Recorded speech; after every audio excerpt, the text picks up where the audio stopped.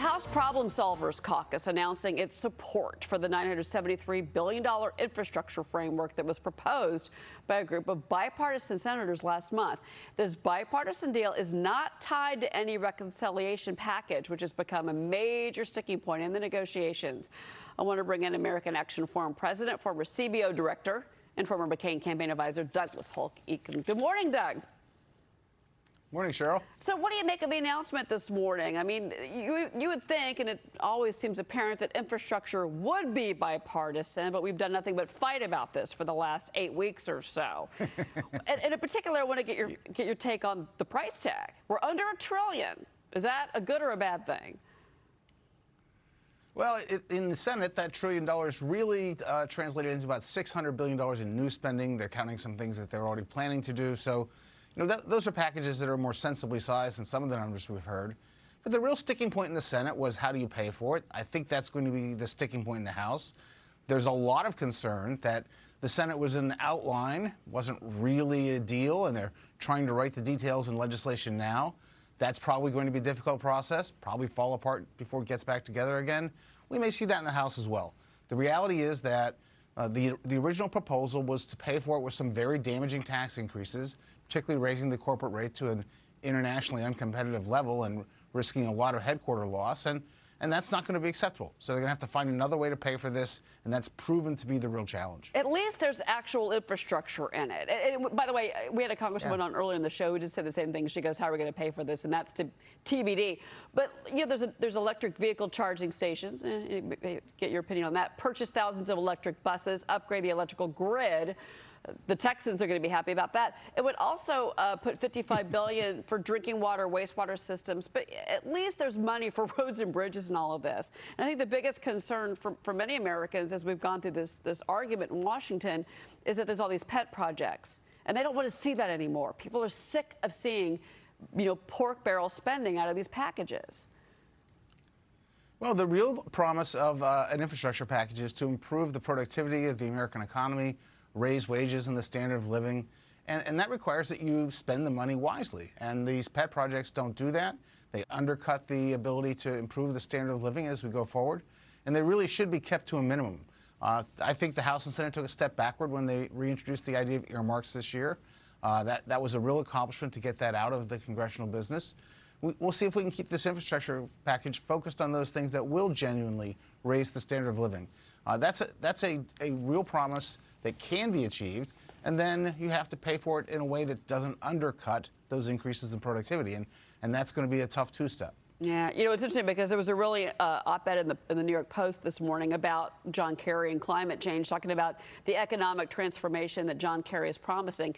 That's still kind of evident in this bipartisan deal on infrastructure, as some of the, I just ticked off some of the issues that are in there and some of the things we're going to spend money on. I want to stay with the administration because the Biden administration is reportedly going to reevaluate how they utilize economic sanctions. And the new approach would be very different from what President Trump did. He used sanctions against Iran, North Korea, Venezuela. Well, a senior Biden administration official says they're going to focus on, quote, working with our partners. What does that mean to you? Well, economic sanctions are an important tool that should not be taken off the table. If you listen to what the administration says and take it at face value, they are promising to use sanctions, but to use them in conjunction with other diplomatic tools and to work in conjunction with our allies, not do things in a unilateral fashion. So the real question here is, how will the sanctions be used? They're most effective when they are imposed quickly so that there's not time to react. They are actually quite stringent. There's always a temptation in diplomatic circles to ramp things up slowly and talk a lot.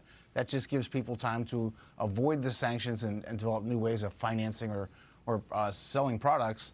And so I think this is, to be determined.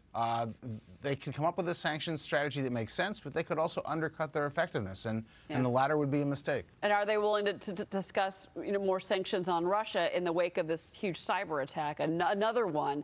I want to bring in Steve Forbes into this. Steve.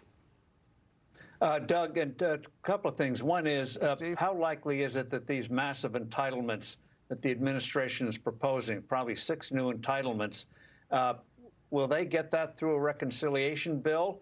And then another thing is inflation. The Fed is going to have to probably finance a lot of this big spending. So the inflation we have now, you could say, oh, that's pandemic oriented.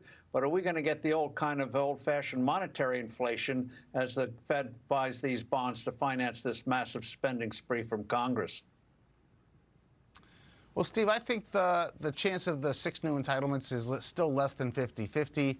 One of the advantages of having this bipartisan discussion out front is that it hides the fact that Democrats can't agree on what they want to do either. And so once the bipartisan negotiations put to the side, you'll see it's hard to get to 218 and 50 in the Senate on Democratic votes alone. So I'm hopeful that fiscal sense will prevail and we won't undertake these new entitlements that, quite frankly, we can't afford, given that we aren't financing the existing entitlements to begin with. And that means that the Fed would be left with the job. And the inflation that we have now, which is real and everyone is promising will be transitory, and you can only hope that it is, will be much more of a long-term threat. And so we're at a crucial juncture. This is not the right time for $6 trillion in new entitlements that aren't paid for and a Fed that has to come up with a way to foot the bill. In particular, as the economy has been steadily reopening and getting stronger, Doug, and I want to do another big story we're talking about today, because I think you could have an interesting take on this, and that is the oil market story and OPEC. The concern here, it is inflation, gas price inflation. You've got oil ticking higher. We're at a 6-year high right now. And the Biden administration has already said they want OPEC, they're encouraging them to kind of strike some type of deal. And maybe Secretary Blinken's going to get involved. We don't know. We don't know. We're waiting to find out more details today. But, I'm curious what this could do to the economy, because I said this earlier. We're looking $5 for a gallon of gas. That's bad for everyone on both sides of the aisle. It's bad for the economy. That is bad for everyone. That's bad for everyone. So two things on this. Number one, we have inflation. First of all, we have asset price inflation. And that's spilled over into commodities inflation, and all of the supply chain prices are going up, and it's bleeding into consumer prices. So we've got the inflation, and that's a tribute to the $1.9 trillion over stimulus that the administration did in March. Wasn't needed. It's way too big, and we're dealing with the repercussions of it. Yeah. On oil in particular, it's extremely ironic the Biden administration is talking about making a deal with OPEC. We had freed ourselves of the need to make a deal with OPEC.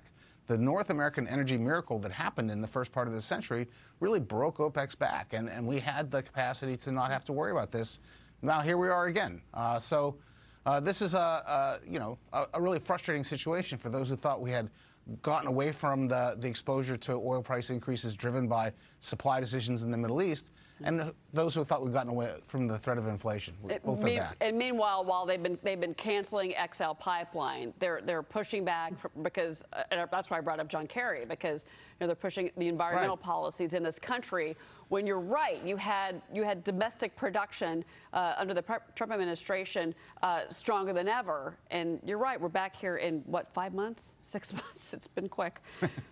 Doug Holtz-Eakin, it's great to see you.